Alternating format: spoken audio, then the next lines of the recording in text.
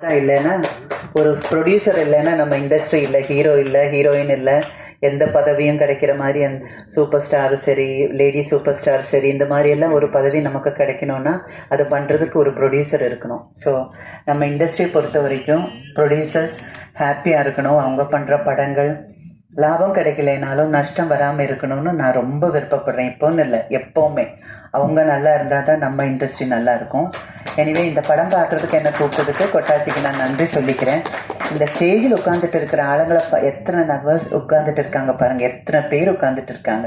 So அந்த அளவுக்கு கொட்டாச்சி அவங்க கூட எல்லாம் க்ளோஸாக இருக்குதுன்னு அந்த ஆட்களை பார்க்கும்போது, அந்த நபர்களை பார்க்கும்போது நமக்கு தெரியுது. கொட்டாச்சி என்னோட இதயத்திலிருந்து நான் சொல்கிறேம்மா, நீ ரொம்ப பெரிய ஒரு ஆர்டிஸ்டாக, பிஸியான ஒரு ஆர்டிஸ்டாக, நீயும் சரி உங்கள் பொண்ணும் சரி, வருங்கால தமிழ் ஹீரோனுக்கு சேர்த்து சொல்கிறேன், நீங்கள் நல்லா இருக்கணும். நிறைய படங்கள் இந்த மாதிரி பண்ணுங்கள். இங்கே உட்காந்துட்டு இருக்கிற எல்லாரும் வந்து அந்த படத்தை பார்ப்போம். All the best. எல்லாருக்கும் வந்த எல்லாருக்கும் நன்றி. Thank you so much. Thank you madam. Cameraman Sukumar sir ஒரு வார்த்தை.